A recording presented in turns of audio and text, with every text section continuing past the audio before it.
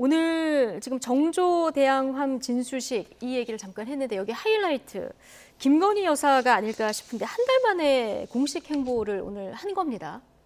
네. 자, 관례에 따라서 이번 진수식에 참석을 했고 진수줄 이 테이프를 끊는 게 이제 배의 안전을 기원하는 건데 여성 주빈이 한다면서요. 네, 이게 영어로 이제 배를 대명사로 표현할 때 she로 표현을 합니다. 그러니까 네. 우리나라 언어에는 별로 보이지 않는 습관인데 영어에 보면 이제 간혹 뭐 물건에 대해서도 뭐 남성, 여성 이렇게 표시를 하는 경우가 있죠. 그런 게 있고 이제 뭐 바이킹의 어떤 풍습이라든지 이런 것들이 또 이게 또 여러 가지 방식이 있다고 합니다. 미국식도 있고 일본식도 있고 영국식도 있는데 오늘 김건희 영부인이 한 것은 영국식에 가깝다라고 합니다.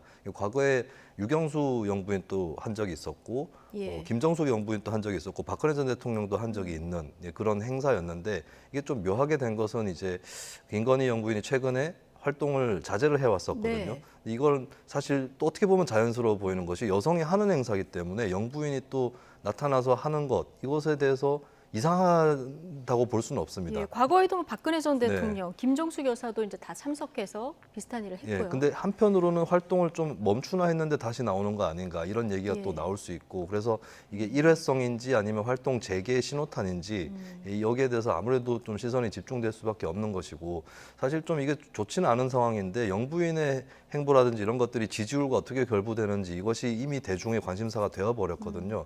어떤 의미에서 근데 그 한 달 동안 두문불출하는 사이에 대통령 지지율이 그러면 네.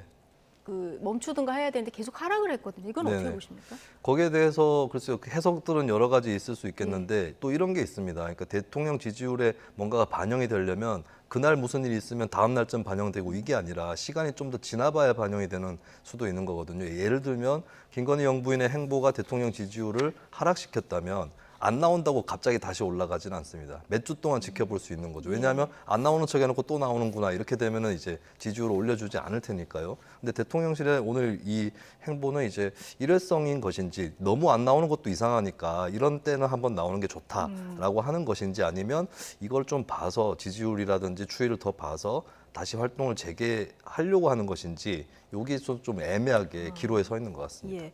윤 대통령 국정수행평가 다시 한번 좀 보여주실까요? 자, NBS 조사인데요. 자, 긍정평가가 34, 부정평가가 54, 각각 1%포인트씩 올랐습니다. 어쨌든 그 하락세는 좀 멈춘 이런 그 여론조사 결과들이 좀 나오고 있는데 그 내부 총질 이 문자 파동이 지지율에 좀 영향을 미치는 이런 결과치인가요? 지금 이 결과가? 일단 시점상으로 보면은 뭐 이 사건이 일부 영향을 미쳤을 수 있는데 지금 네. 김수민 평론가님 말씀하신 것처럼 뭐 사건이 있으면 바로 다음 날 그냥 바로 이제 뭐 이게 되지는 않거든요. 반영되지는 않거든요. 그러니까 뭐 추이를 지켜봐야 될 필요는 있을 것 같고 다만 대통령이 취임한 지 얼마 안 됐는데 이 이상 내려가는 것이 어렵습니다, 사실. 예. 그런 측면을 첫 번째로 고려해야 되겠고 그다음에 이제 이게 내려간다는 것도 내려간다는 것이지만 두 번째로 위기감이 있어요. 지금 보수층 내에서도 어쨌든 윤석열 대통령이 지금 하고 있는 여러 가지 이제 추진하고 있는 어떤 방향이나 이런 것들이 우려가 되고 마음에 들지 않는 측면도 있지만 계속 이렇게 둘 것이냐라고 하는 것에 대해서는 우려도 있기 때문에 결집하는 흐름도 일부는 있을 것이거든요. 그러한 것들을 종합적으로 볼 때 그러한 어떤 효과들이 나타났다고 볼 수가 있는데 그걸 뒤집어 얘기하면은 예. 윤석열 대통령이 뭘 잘했다거나 뭔가 호재가 있어가지고 지금 이게 이 긍정평가가 내려가는 속도가 뭐 늦춰졌다라든지 반등했다라든지 이렇게 볼 수는 없는 거죠. 보수주의 결집했다 이렇게 보시는 건가요? 그럴 수도 있다. 예. 뭐 추가적인 어떤 분석이 필요하겠습니다만. 네. 그런데 종합적으로 봤을 때 그래서 지금 경거망동하면 안 되는 것이 제가 볼 때 이제 이 김건희 영부인 같은 경우에 안 해도 됐거든요, 저거. 이게 모든 배를 진수할 때마다 영부인들이 갔는지 안 갔는지를 언론이 예. 확인하는 것도 아니고 안 해도 될 일인데 했습니다. 이게 그렇지만 기존에 계속 관례대로 해왔던 일이라 또 참석을 안 하는 것도 이상하지 않습니까? 참석을 안 했다는 게 엄청난 화제가 될 것이냐? 저는 그렇지 않다고 보기 때문에 예. 그러한 점에서 비춰보면은 이것이 또 앞으로의 어떤 일회성이냐, 뭐 지속되는 행보이냐라고 지금 그것이 이제 관심거리다고 김수민 평론가님 말씀하셨는데 저는 김건희 여사께서 포기 안 하실 거라고 봅니다. 그런데 오히려 상당히 노를 끼칠 수가 있기 때문에 예. 저는 상당히 이제 국민들의 여론이나 이런 것들을 더 많이 예. 신경 써야 된다고 생각을 합니다. 네. 김수민 평론가께 아주 짧게 질문 네. 하나 마지막으로 드리겠습니다. 강신업 변호사, 김건희 여사의 팬클럽 회장이었는데 회장직에서 물러나겠다고 밝혔습니다. 이거는 앞으로 대통령 지지율에 도움이 될까요?